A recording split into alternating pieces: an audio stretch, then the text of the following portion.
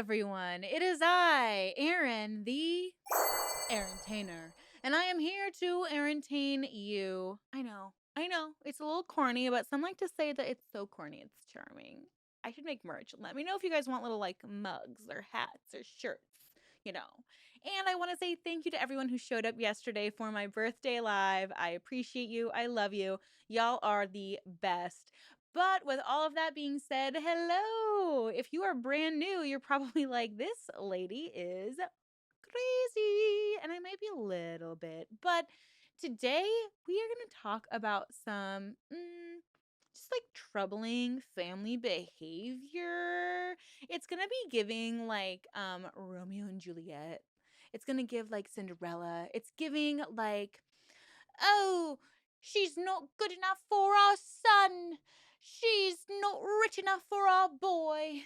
Is my British accent awful? Sorry. I've been watching Bridgerton. It's very sexy. I really like it. Please don't judge me. Or do. I don't give a fuck.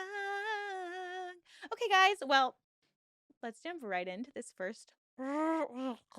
I can never roll my R's. Let's jump right into this first Reddit story, y'all. Am I the a-hole for telling my son to reconsider his romantic partner because of her family's poverty? For the past several months, my 21-year-old son, we'll call him Cameron, has been dating a woman, we'll call her Sophia, that he described as a free spirit.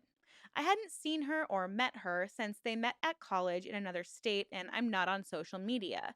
But my wife and I invited them to come for dinner over the weekend. On Saturday night, Cameron and Sophia pulled up in her car, which was a really beat up old Honda that had some missing hubcap covers. This honestly should have been my first clue that something was wrong, but I overlooked it because I hadn't seen my son in a few months. When she stepped out of the car, though, I realized that Cameron and I would need to have a frank discussion. Oh no, not a frank discussion. Sophia had a large tattoo down her arm.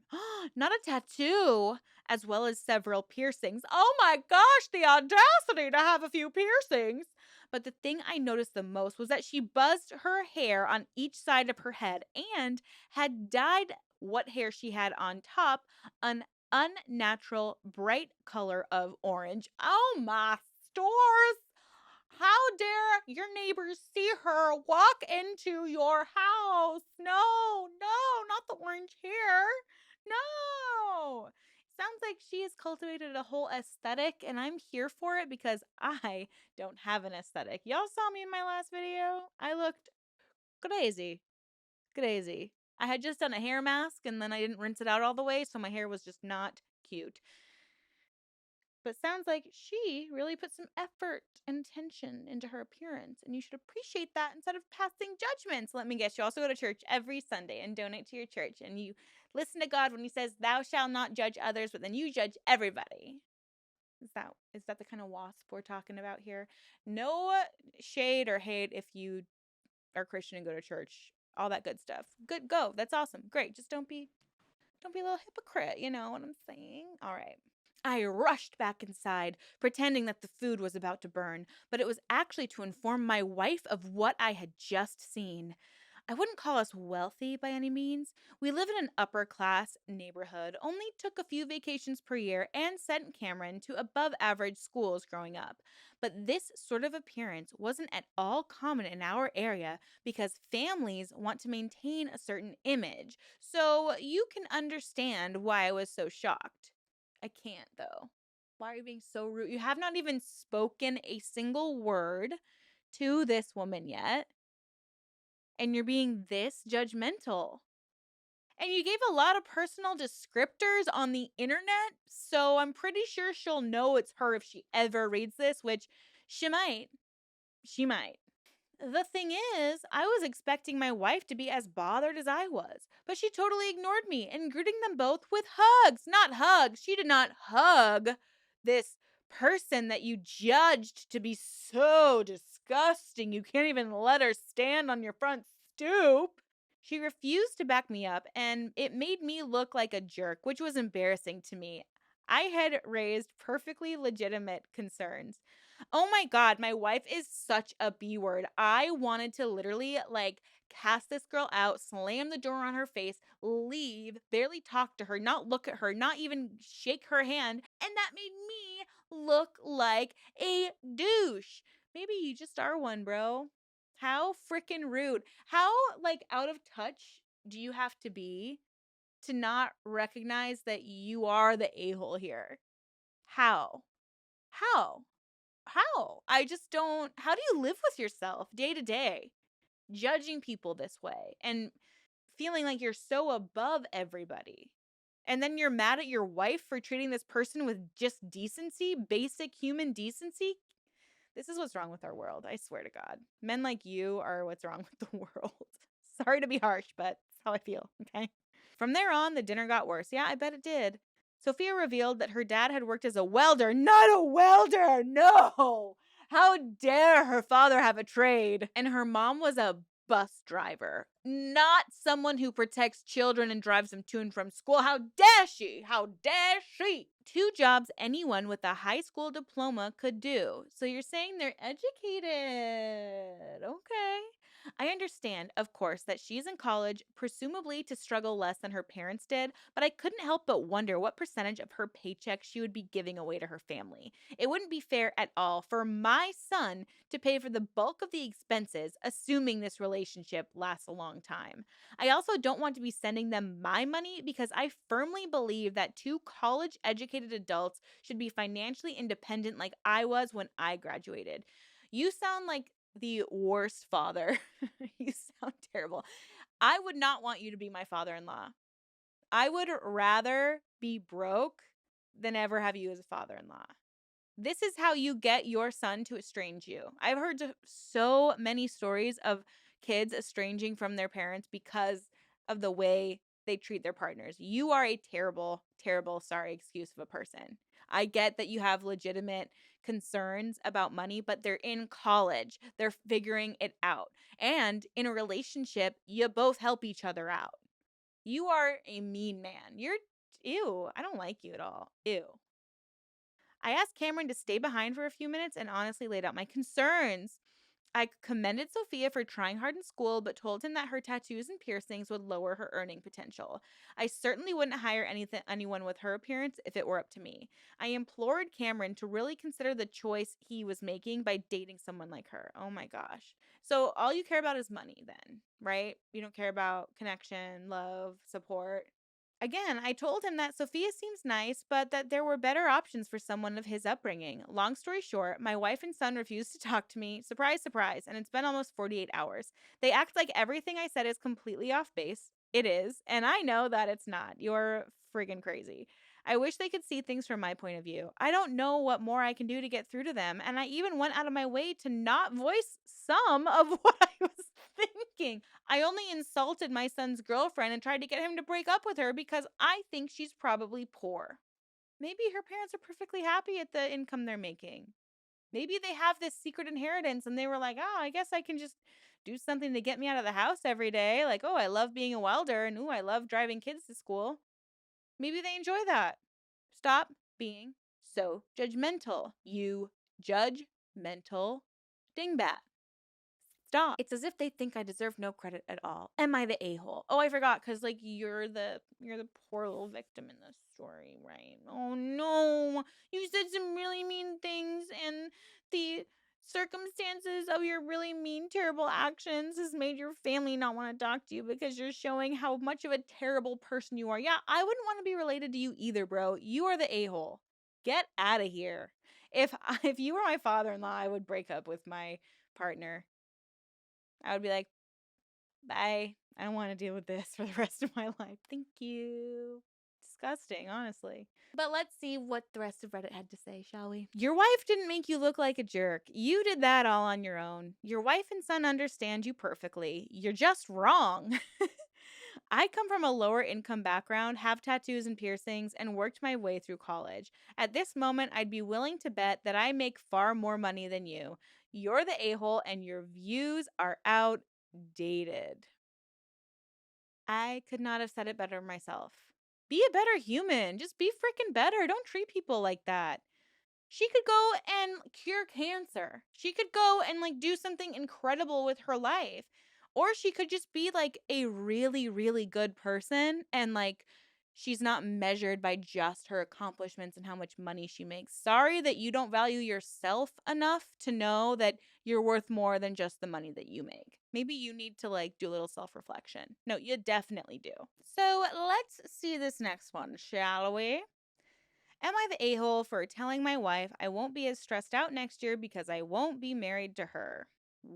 Whoa, whoa. Let's pump those brakes, buddy. Okay. I 32 male, have been married to my wife Jen, 32 female, for a little over 7 years now.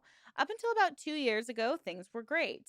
However, a disastrous move, a few family emergencies, and a totaled car have left us in a terrible financial situation. All our savings are pretty much gone. 401k is empty, and we're hemorrhaging money. Before we bought our house 2 years ago, things were amazing financially. We made the mistake of buying a nice 3 bedroom house because we planned on having kids. Those plans, thankfully, got put on the back burner because adding a kid into this mess right now would kill us. It's not really a mystery why things are like this. Jen and I are both underpaid at our jobs, and we moved into a high cost of living area like morons. Well, at least you can take a little accountability. But I'm sorry how that happened. It does sound like it sucks. Last December, I told Jen one of two things needed to happen. We either sell the house or start making more money. The latter would most definitely mean finding new jobs that would pay us a market rate. Jen pushed back on this because she loved the house and her current job. I told her she had to choose one and couldn't have it both ways, and after a week of arguing, she agreed we would look for new jobs. It's been almost 6 months now. Last Friday, I signed an offer for a new job. It's over a $35,000 raise for me. Jen, however, has done nothing. In January, she asked for a raise in the market rate and was very disrespectfully told by her manager that she was not worth that. She was shown the door to leave if she wasn't happy. Jen has taken this as her putting in the effort and done nothing else, telling me we should wait and see what happens with my job search. I am not happy about this. When I came home Friday and told her I got the job, she got pissy because I clarified this does not mean that she can stay at her job. We fought again, and I told her that this would mean we would only stop hemorrhaging money on the house. We will be able to save only a little and would still not be close to refilling our 401ks. Kids, the whole reason we got this damn house, would be entirely off the table. We haven't talked much since then. Yesterday, her parents visited for dinner. Despite my best efforts to keep them out of it, Jen announced my new job to her parents by saying maybe I'll stop complaining about money once I start. Yikes. I don't know why I said it, but I replied with, "Oh, don't worry, Jen. I won't have to worry about money a year from now because we'll be divorced by then." Bro, uh, not the move. Not the thing to do, not the move. Don't.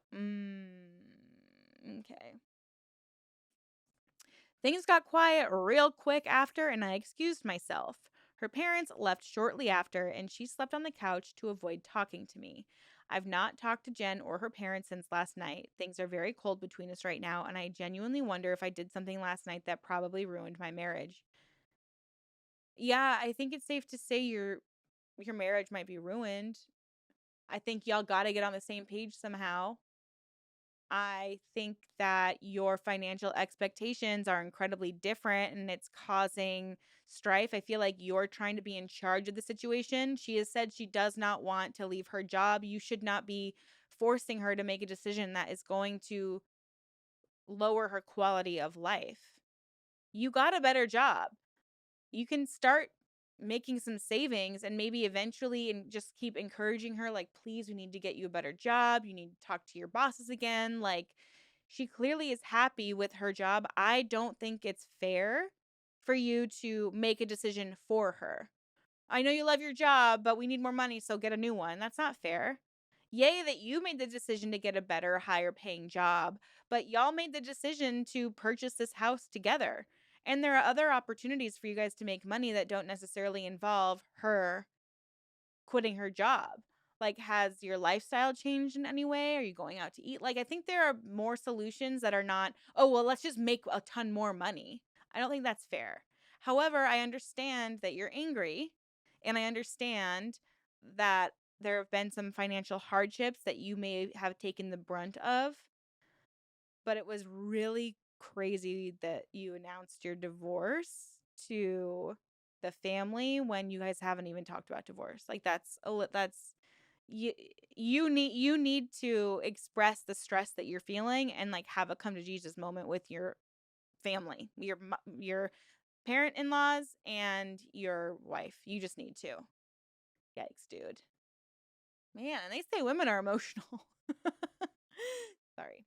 Someone writes, things are very cold between us right now, and I genuinely wonder if I did something last night that probably ruined my marriage. And they respond, dude, you announced in front of her parents that you intend to divorce her. In what universe is your marriage not irreparably damaged? Yeah, but if nobody misses you when you go, you probably aren't coming back. They've been heading this way for quite a while now. Oh, yes, better divorce now. Get the ball rolling. This is just terrible. This person says that they're kind of both the a-hole. She started the battle by announcing at dinner to her parents your new job by saying, maybe now you will stop complaining about money. She knew what she was doing. I agree with that. Then you dropped a nuke and won the battle, but you also scorched the earth. Yes. But you probably will be divorced anyways because you guys are financially unfit and incompatible. She's never leaving that job. Yeah. Also, imagine being paid poorly and your boss says to your face that you're not worth market rate. How could the wife love that job and working for that person? Something is not adding up here. That's actually a really good point. Like, market value should be the bare minimum of a job. And for her boss to actually say that to her, if that really happened, yeah, for me, that would be enough for me to get a new job the next day. I think instead of fighting with your wife, you need to like pump her up. Like, maybe she doesn't think she can get better than this job. Maybe she thinks she deserves this job. Maybe she thinks this is the best that it can be. And you constantly berating her, telling her to do better, do better, do better, do better, isn't going to help her gain the confidence she needs and ease the anxiety that she must have by being told by her boss, you're not even worth this rate. It probably makes her feel like, I guess I'm not. Her self-esteem must be shot. And if you were a true loving and supportive husband who really wanted both of you to have a better life, you would pump her up. You would say, "Honey, you're so smart. You're so brilliant. They're undervaluing you. They're taking advantage of you. Like, I just want to see you thrive. I want to see you in a job that challenges you with a boss that loves and appreciates all that you do and is happy to pay you the bare minimum because you have so much to offer. You are worth that. You're worth way more than that." That's the conversation you should have been having and need to have with her. Apologize and then say, it has to be not about you and what you want in the money. It has to be about you wanting her to reach her potential, you wanting to see her life gets better. Because if her life gets better, your life as a unit will get better. I should be a marriage counselor. That was really, really good. I really don't want to like brag, but that was like really good. Send me your relationship questions, y'all. Anyways, guys, that is all I have for you today. Thank you so much for joining me on this wild, wild journey. I appreciate all of you, and I will see you next month. Oh my gosh, I cannot believe that this year is already almost halfway over. Woo! It is a whirlwind, but I hope you're enjoying these videos, and I will see you in my next video really soon. Thanks, y'all, so much. Bye.